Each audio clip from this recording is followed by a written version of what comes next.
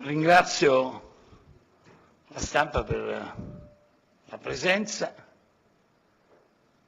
Sono qua per presentare, ma lo conoscete bene, il nuovo capogruppo dell'Italia dei Valori alla Camera dei Deputati, Antonio Borghesi, che oggi assume di diritto quello che di fatto già esercitava da un po' di tempo, un'autentica colonna portante del gruppo, un'interfaccia prezioso per noi del Senato e una risorsa sia per il gruppo che per l'Italia dei Valori. Io voglio dire poche cose.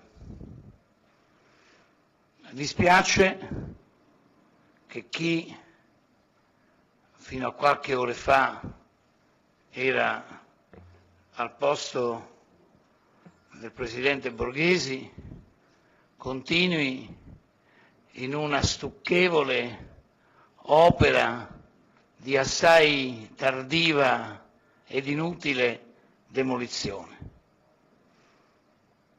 Ci sono delle stagioni che si concludono e si concludono in maniera civile, se possibile.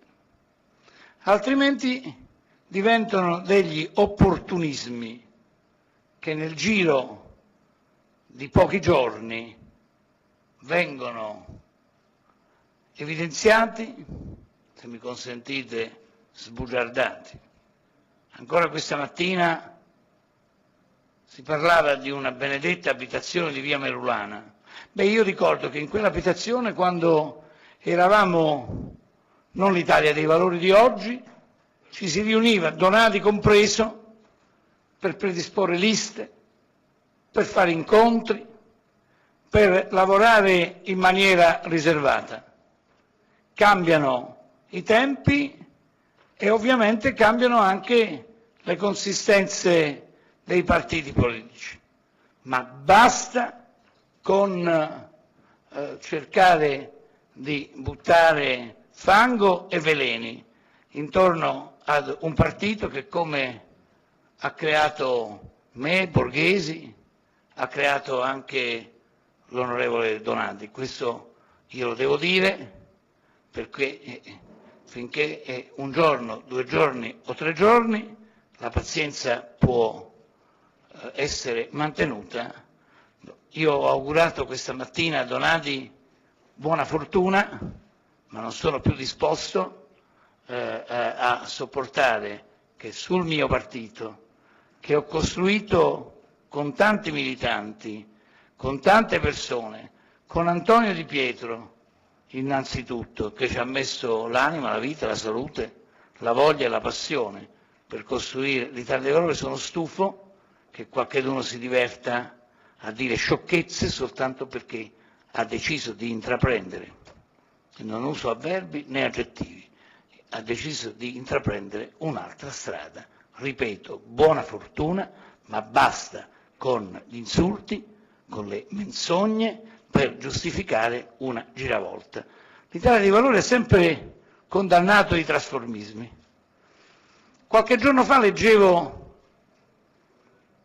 di un altro parlamentare che ha beneficiato dell'Italia dei Valori, mi pare si chiami Pino Pisicchio, che diceva che Di Pietro ha sbagliato qualche scelta, e certamente ha sbagliato a scegliere lui per candidarlo e poi ha utilizzato l'Italia dei Valori come un autobus per andare verso altri lidi. Scelte legittime, ma almeno non si sputi nel piatto in cui si è mangiato. Ma siccome è una giornata di festa, perché Antonio Borghesi meritatamente fa il capogruppo, certo, le scorie quando vengono eliminate fanno bene all'organismo. Do la parola al Presidente Antonio Borghesi. Grazie. Felice, mi scuso intanto per la voce, sono un po' raffreddato.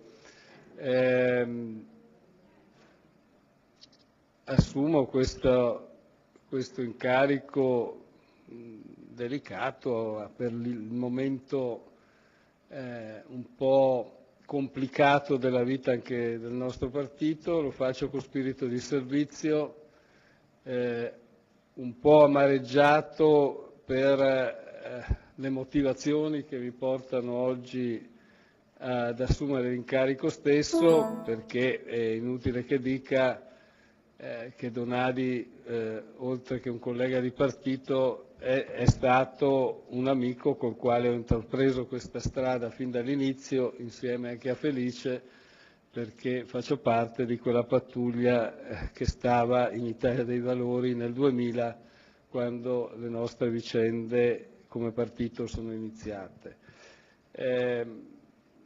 Ringrazio il Presidente Di Pietro perché comunque grazie a lui io ho avuto l'opportunità di un'esperienza che comunque è un'esperienza per me importante e straordinaria, tanto più che sono arrivato alla politica con una vocazione non giovanile, benché in questa esperienza abbia anche avuto modo di fare poi l'amministratore. Voglio ricordare che il professor Antonio Borghesi è ordinario di economia aziendale, quindi giusto per dirlo perché non è un quisque del popolo. Grazie. Noi stiamo avviandoci a fine legislatura con tutte le conseguenze del caso, senza sapere con quale legge elettorale si andrà ad elezioni, con tutte le problematiche che evidentemente la gestione di un gruppo richiede. Vorrei però anche da questo punto di vista è abbastanza importante che questa conferenza stampa la facciamo anche nel momento in cui io vi posso annunciare che un deputato, l'onorevole Giuseppe Vattinno, ha comunicato al Presidente Fini la sua adesione all'Italia dei Valori, quindi questo comporta un aumento che in qualche modo controbilancerà le uscite che si sono dolorosamente verificate. Quindi noi proseguiremo come gruppo e penso che non ci sia molto da dire, ripeto, abbiamo già avviato con il gruppo una serie di riunioni, tutti sono pronti con spirito di servizio a fare quello che devono fare. Noi ci stiamo caratterizzando per un'opposizione dura all'interno nei riguardi del governo Monti, continueremo questo nostro